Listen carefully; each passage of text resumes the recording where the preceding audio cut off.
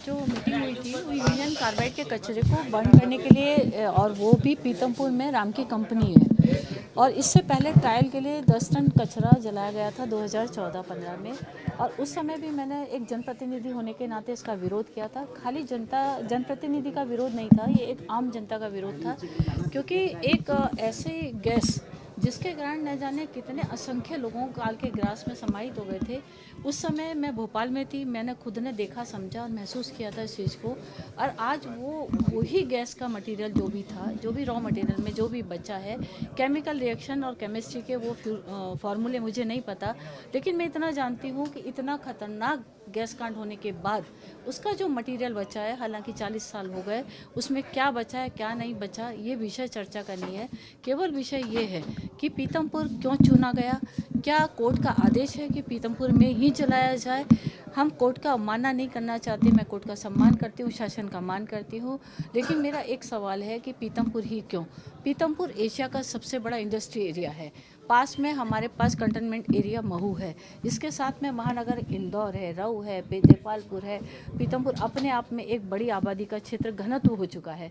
अगर ऐसे मटेरियल को जलाना है तो कहीं ऐसी जगह जलाया जाता या वहीं जला दिया जाता जहां ये कांड हुआ था, क्योंकि ये पैसा यदि उसको नष्ट करने के लिए पैसा जो मिल रहा है वो केंद्र सरकार द्वारा मिल रहा है।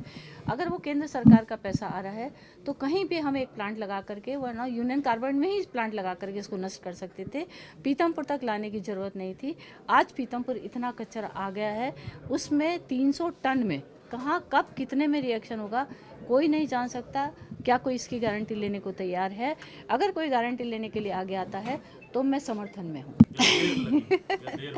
देखिए, कोर्ट के आदेश के बाद कोर्ट के अंदर न तो धार से कोई प्रतिनिधि था, न इंदौर का कोई प्रतिनिधि था, और जहाँ जब जितनी भी प्रक्रियाएं हैं उसमें कहीं किसी का कोई इन्वॉल्वमेंट नहीं था।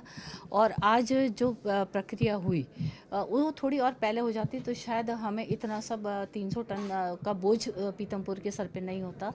और मैं आज भी फिर भी रिक्वेस्ट कर रही हूँ, कोर्ट से भी मेरी रिक्वेस्ट है, मेरी की सरकार से भी रिक्वेस्ट है, और हम सबकी निगाहें, हमारे यहाँ के मंत्री जो बहुत सशक्त और सक्षम है, कैलाश जी की तरफ भी हमारी निगाहें हैं कि आप प्लीज़ हम लोगों की हेल्प करिए, जनता को और आने वाली पीढ़ी को भयानक बीमारियों से बचाने में। और आपका मूड क्या है?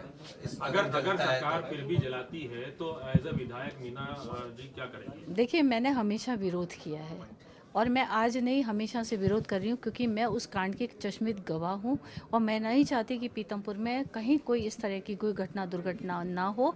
पहले आप मुझे सेटिस्फाई करिए कि ऐसा कुछ नहीं होगा, और होगा तो उसकी रिस्पॉन्सिबिलिटी कौन लेगा, ये मेरे कुछ सवाल हैं जिनका मुझे जवाब दिया जाए। और मैंने हमेशा विरोध किया, मैं अपने क्षेत्र की जनता के साथ कर। हाँ जी, मेरा ये निवेदन है कि राम की कंपनी ही बंद कर दी जाए, क्योंकि राम की कंपनी वो कंपनी है जो इंडस्ट्री वेस्ट जलाती है, और उसके कारण बहुत सारा पॉल्यूशन हो गया है। जैसा भी आपने चर्चा में सुना होगा कि बहुत सारी ऐसी बीमारियां वहाँ पे लोगों को हो रही हैं जिनकी कभी डॉक्टर्स ने कल्पना नहीं करी थी, चाहे बगदरी हो, चाहे पीतमपुर हो, चाहे तारापुर हो। हर जगह लोग बीमारी से ग्रसित हो रहे हैं। पीने का पानी नीचे तक जा कर के पॉल्यूटेड हो गया है, और आने वाले समय में वही पानी हमारे यहाँ से ढलता हुआ आपके इंदौर के महानगर में पानी सप्लाई होने वाला यशवंत सागर में भी जाता है। आप सबके माध्यम से, मैं अकेली नहीं, मैं आप लोगों की भी हेल्प चाहती हूँ, आप लोगों से भी रिक्वेस्ट करती हूँ कि प्लीज़ आप लोग भी मेरा साथ दीजिए और हम सब मिलकर के पीतमपुर को बचाएं, ऐसा आप लोगों से आह्वान करती हूँ।